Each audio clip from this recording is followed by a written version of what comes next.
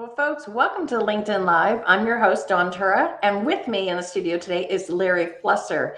Now, I want to tell you a few things about Larry because, boy, he has got an incredible background. But what we're going to be talking about today is from insight to impact, how procurement drives enterprise success with AI. So first off, Larry, welcome. Thanks very much. Great to have a chance to talk to you again, Don. Yeah, I'm excited. So, folks, if you don't know Larry, you should. Larry Flusser, he's a manager, advisory services at ProcureAbility, and he's an accomplished procurement professional with more than 20 years of strategic procurement consulting experience. Now, Larry has held roles in estimating, accounting, procurement technology, where he's the author of a patent, and managed service delivery, data analytics, and advisory. He has a diverse client portfolio spanning manufacturing, retail, fast-moving consumer goods, automotive, financial, healthcare, and utilities. Now, Larry's recent work has been driving improvements in the functions of contract implementation and category management. He remains a practitioner and participates in forums, gaining insights to current priorities for procurement leaders. So, Larry, great background, and I want to dive into the whole premise of today's LinkedIn Live. So, I'm going to start with, what is the concept of human-centric AI in your opinion?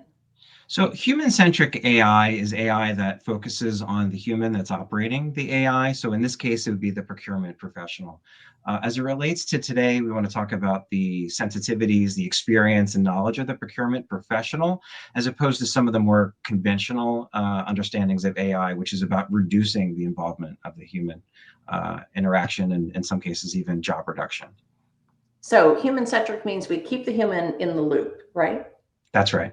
Okay. So in your experience, where are you seeing it put into practice? Are there actual use cases? Yes. So I think one of the biggest use cases that I see is in contract implementation. So when we talk about contract implementation, so the sourcing team has done a lot of work to arrive at a final contract. And that contract really needs to best be leveraged by the entire population to take advantage of the savings and all the benefits and hard work that the procurement team put into that contract. So that involves things such as learning, training, advising on the complexity of the rate structure, the specific conditions. So typically when that's done, there are a lot of materials that need to be built to support that community. So at the first step, the knowledge of the team that knows the contract can use their expertise to help build and actually leverage AI to build those training materials, build the quizzes, build the knowledge checks, and things that help the field use the contracts. Now, once those contracts are deployed, in some cases there's hundreds of people that are utilizing these complex contracts, that's where we can use AI, or where AI is used to become a service to that team. So instead of maybe referring back to some of the materials, we can use things such as chatbots to be able to be specific and answer specific questions about the contract. Which rates do I use? Does T&E come into play? What are the terms of the contract? So that type of real-time support is an area where AI is showing some great advances. And it's also more of a self-service tool for those in the field to leverage the knowledge of the procurement professional. So the chatbot, is that the same as agentive AI, or is this generative AI? Well, it's more the former, because in a bit of both. I would say it's really the former, where the interaction and the learning of the material would be done by the AI. The generative AI would come into play maybe to help build some of the original materials and some of the content that the team would use and automate that process and streamline that process. But the AI would be a self-service and model for coming up with a specific, focused, right, authoritative answer for the field so that they can go on and leverage that contract to the best of their ability. So what about negotiations? Do we have chatbots negotiating with chatbots, or? Right. So we're not at that stage, right? So your human-led interactions, we talked about educating the field. Contracts are human-led interactions, right? So there's certainly some areas where AI is leveraged to help, again, generative AI to help build some negotiation materials, not the final. We don't have AI engaging with other AI, of course, in a human-led interaction. But on the other side, we do expect our counterparty in negotiations to be leveraging AI themselves. So I think there is that expectation and preparedness that teams have when entering in negotiations, that the other party is using them and hopefully using them to their advantage, because when they are using the advantage of AI, it means lower cost and more cost refinement. So no, we're not at a stage where AI is interacting with other AI for contract negotiations. I heard an interesting conversation, or was part of it the other day, and they said that if we did have AI chatbot, let's say negotiating with an AI chatbot, it can remove the emotional side of it, the human emotion, which tends to either ratchet it up or slam it down in a negotiation. Because I've seen a lot of people get very passionate and very argumentative and defensive.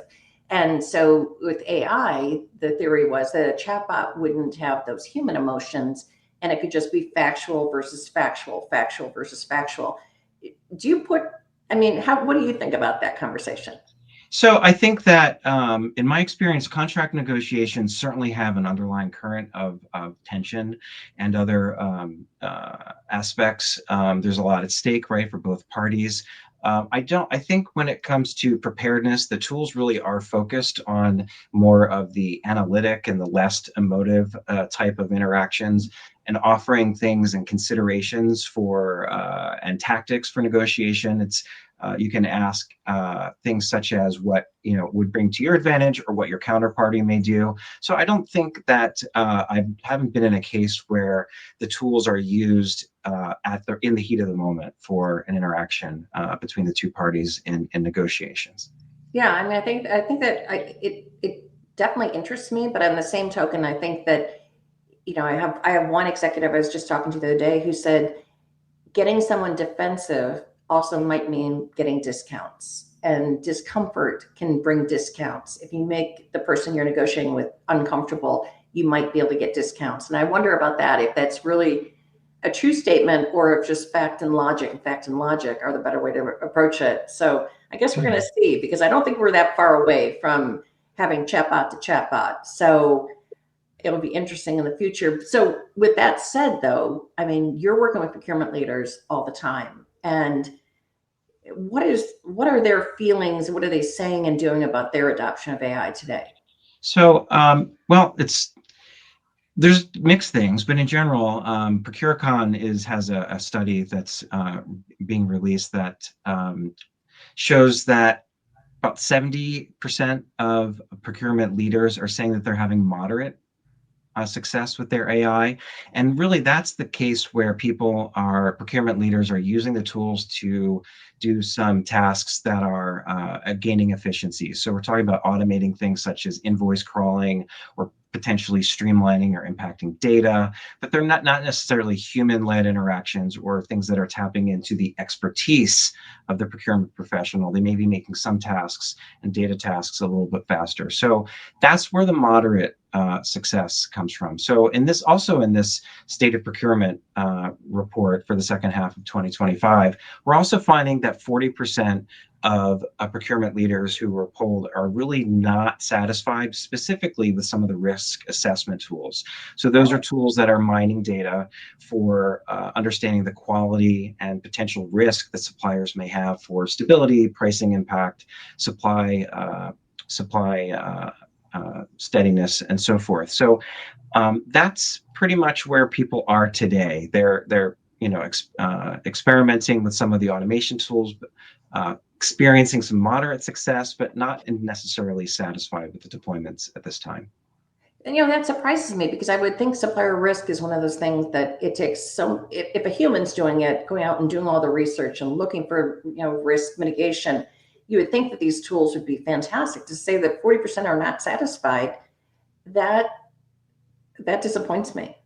Yeah, I think some of the automation, it's the focus right now is maybe on automation, where you're seeing also in other industries where things such as forecasting and planning, supply management, inventory management, a lot of those tasks are being automated through AI. The same type of logic really isn't applying to some of the cases of the procurement professional at this point for truly understanding and measuring risk in an accurate way. Yeah, so it's interesting. I talked to someone the other day from data analytics, and they said that there's a way to grade the data that you're getting, and that you want to shoot for a 95 plus, up to 99 to, as close to 100% accuracy of the data that you're getting. So I wonder if it's a question that some of the data inputs are not as qualified as other data inputs. Yeah, I think the data quality is certainly an issue. I think one of the things that I'm seeing, Dawn, is on teams, we're putting a lot more emphasis on the ability to structure and organize data and collect data. So the integrity of what's in certainly matters when it comes to what is returned out by the AI. And also, there is, and what I'm seeing is a bit of a foot race when it comes to implementing AI, because, procurement data, we think of it as procurement professionals as purely being procurement data, but that same data is also measured by the law teams, by the IT teams, by the finance teams, by operations and planning. So there's a bit of a foot race as to who will be able to harness and leverage and extend that data the most. And also have the most reliable results. I think right now, outside of procurement, you're seeing some of the successes and efficiencies in the inventory and planning, but not quite yet in the supplier risk area. Again, going back to contract implementation, one of the things I want to point out is that this contract implementation is all in-house data, right? So we're not going outside of the firm or asking for other people's intelligence. We're keeping it within the organization and leveraging the expertise and the knowledge and creating a loop where it can learn and extend the value of the in-house knowledge. Oh, I like that. And it's interesting too, when we talk about data quality and we talk about the fact that procurement not only is using AI, but they also procure a lot of AI. And so just out of curiosity, do you think most procurement organizations are up to the level of expertise to know how to procure AI for, let's say it's marketing or operations that wants to buy something that has AI in it? Do you think we still have a learning curve for procurement organizations to get up to speed with what is good AI and acceptable for the organization? I think there is a ramp up still going on. I think procurement professionals obviously apply the tactics of supply market evaluation, skill evaluation. One of the expectations we all work with in procurement are internal requirements, and I think those requirements are more of expectations at this point, and expectations for efficiency. But really, where the requirements still are being defined is, what do I want beyond that efficiency, right? So what do I want as far as a competitive advantage? And those are being defined. And again, going back to the contract implementation, those are use cases that are cut across the organization, right? So we're combining law data, we're combining finance data, we're compiling procurement information, of course, supplier information, and being able to repurpose that and extend and show the benefit to the entire community. So I think that is a great case to be able to show what the capability of AI is and help define those requirements as we continue to source externally for additional AI tools. Okay, so to wrap up this conversation, what recommendation would you make to procurement leaders looking to practice human-centric AI? As we started the conversation, human-centric AI. So I think, well, first of all, I think the procurement leaders are aware of this, but just a reminder that finance, IT, law, they're already ramping up their adoption of AI. So that is something to be aware of. So procurement leaders need to participate in that actively as well. I think that procurement leaders should invest in in-house AI solutions, right? So I think, and again, harnessing the human expertise that exists within the organization and practice within the organization to develop in-house tools and be a little bit less reliant on the outside knowledge, but harness and use automation and intelligence to extend the knowledge of their team. So it is a bit, as I said earlier, a bit of a competitive foot race, right? So other departments are investing, and to invest internally with those in-house solutions to be able to prove that use case to the whole organization. And is procurement a leader in so you mentioned finance, legal, IT, others ramping it up. Is procurement leading that, or are they playing catch up in your mind? It depends on the organizations. In some cases, I've seen it being led, and others they're a bit behind. One of the encouragements that I have as far as taking that committing step to leading is make it a requirement. Make it a requirement for your teams to participate with in-house development of tools. So I talked to a CPO the other day, Larry, and I thought this was really cool. They have a prompt of the week. So every week, his team sends in their prompts that they've used for AI. What kind of questions are you asking? And how did you actually detail the question to get the best AI answer? And they're voting as an organization every week on the best prompt of the week. And so he's training his folks. Everyone has to use prompts. Everyone has to get involved with AI. And I thought that, wow, this is sort of the future of a strong leader, within procurement. What do you think of something like that? No, thanks. No, I think that's a really great example. And I would also be as forward to actually make the recommendation that there be the reverse and talk about the knowledge and the expertise and the decisions that you're having challenges with today. They're not so much a question, but the answers that we have and the solutions we have. And for people to look forward-minded, is it's not releasing your information, but trying to leverage what you already know and extend it so that you can enrich and make the procurement function a leader within the organization.